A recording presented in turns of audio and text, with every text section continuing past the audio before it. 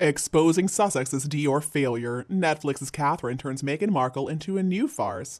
The new Kate Middleton star of the hit royal soapie The Crown brings bad news for the Duchess of Liar. Hello everyone, welcome back to the King YouTube channel. You know, I am really beginning to believe that the universe or God or whatever higher power you believe in has a very twisted sense of humor. For starters, Meghan Markle somehow was managed to be put on multiple occasions in the same room as Princess Anne, a figure who is the personification of trooper. I mean, she's even been re-wearing the same pair of pantyhose since the 73 oil shock. And another thing is that this heavenly power thought it was a good idea to engineer things such that some website is gonna run the headline, Kate gets Dior contract over Meghan. I think that's quite the sense of humor. The Daily Mail has reported that Dior has chosen a beautiful young woman to be one of their faces, specifically a woman called Meg Bellamy. Now, Bellamy is a name that you're going to be hearing a lot from here on out. She landed the gig of a lifetime playing Catherine in the new series of The Crown. But the tricky thing here is that just back in June of this year, we heard some news out of LA that Meghan was about to get the Dior deal. As a prominent Beverly Hills socialite told the Mail at the time, Meghan is all anyone is talking about. There have been rumors for weeks that she's about to sign a deal with Dior, which has put the gossip mill into overdrive. To be fair, Meghan never really commented on the claims herself, and she never really showed a deep-seated desire to be the face of Dior. But still, it's obvious to anybody who is paying attention that she absolutely adores Dior. For last year's Platinum Jubilee celebrations for the late Queen, Meghan decided to wear Dior. For her late Majesty's funeral, again we saw her in Dior. And what did Harry wear for his father's coronation in May? Again, Dior. But now we're learning that the woman who will be wearing a lot of very expensive couture dresses for Dior ad campaigns and wearing plenty of jewelry to match is not going to be Meghan Markle. Instead, it's going to be Kate. Now, Dior hasn't confirmed this news, but anyway, a Netflix insider told the Mail they have been queuing up for Meg. So many labels and brands want some of that. She is being treated like Kate, an A-list princess.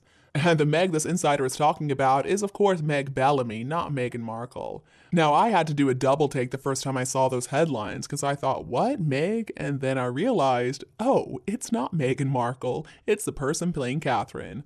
What an interesting twist of fate. It really is like some kind of cosmic joke, isn't it? And it looks like American TV writers are in on the joke too. Think about that recent Family Guy episode that took a big swipe at Meghan and Harry. That could be a possible reason for the delay in Meghan launching her much speculated upon lifestyle blog or platform or website or whatever it is.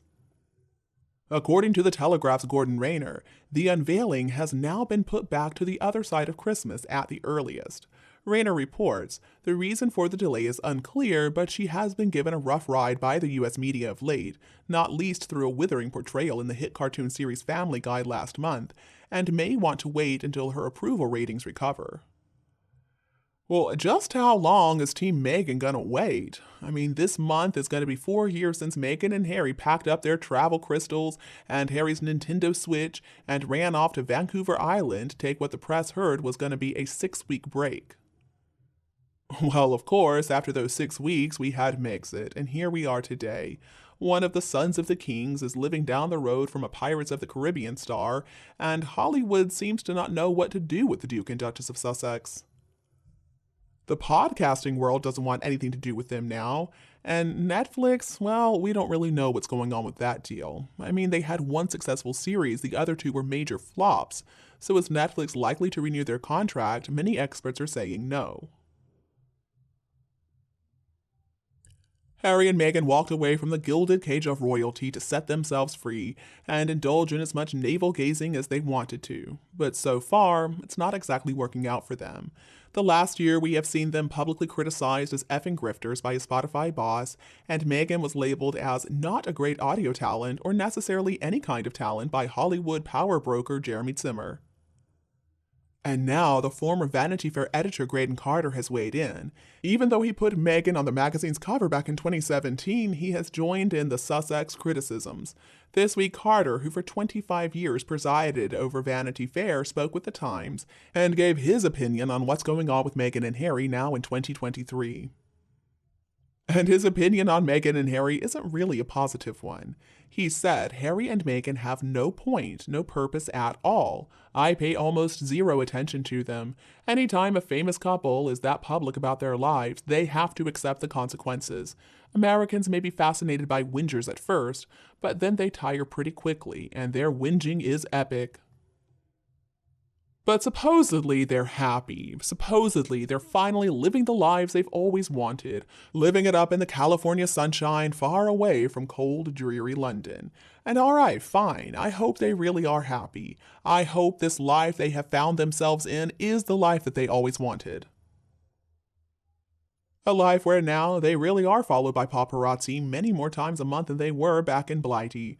A life where the public happily takes photos of them and their kids with no clear boundaries to be put up on Instagram. A life that seems more than a little bit pointless. Their Archwell Foundation is still supposedly doing good work, but their philanthropic successes are absolutely nil compared to what the Prince and Princess of Wales have been up to back in the UK. Harry and Meghan haven't launched any world-changing charitable projects that they have seen through. They haven't taken up any causes that people care about. They haven't done anything to encourage people to give. Meghan and Harry have also not proven to be very talented when it comes to content creation either. Meghan's podcast series Archetypes never really made it past its first season. Their Spotify contract is now done without Harry ever doing anything on his own, and they produced one successful Netflix series, but the other two were failures. So how did the two of them end up in such a vacuous existence, just waiting for something to happen, waiting to find real purpose in their new American lives? If we want to understand the situation that Meghan and Harry find themselves in right now, then we need to look at that event they went to for Veterans and Remembrance Days. Meghan and Harry first spent time with military families at Camp Pendleton, and then they helped to open a new facility for the Navy SEAL Foundation, complete with a whole ribbon cutting. And it is that moment in the video when Meghan and Harry are standing close to a big red ribbon that really makes us ask the question. They threw away royal life to do exactly the same thing as the HRHs are doing back in Britain. In Meghan and Harry's Megxit Instagram post from 2020, they discussed wanting to carve out a progressive new role. Is this what they were talking about? Poor things, they didn't even get to use the really big scissors. As the world binges the first half of the final season of The Crown this week, and Netflix shareholders and Dior's marketing team rub their hands with excitement, let's spare a thought for the people who are still waiting for something to happen, the Sussexes. Are you looking forward to the moment that Meghan and Harry finally get their butts kicked? Let me know your opinions in the comments section below, and let's talk about them together. And don't be afraid to click the subscribe button to get more updates in the future. Thank you so much for tuning in, have a lovely weekend, and we'll be back to see you all tomorrow.